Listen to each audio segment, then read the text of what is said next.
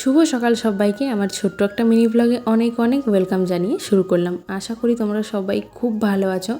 আর চলো আজকের ব্লগটা এখান থেকেই শুরু করছি। এখন বাজে মোটামুটি 10টা সকাল।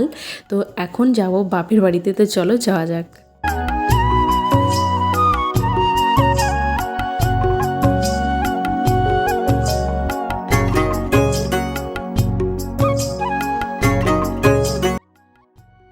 একটা কীরকম পুজো পুজো ভাব লাগছে না? আমার তো আগে সেরকম কিছুই মনে হতো না, আর এখন খুব ভালো লাগে। তো যাই হোক, এই সামনের মোড়টাতে একটু দাঁড়িয়েছি, মিষ্টি নিলাম, আর এটা আমাদের গ্রামের রাস্তা।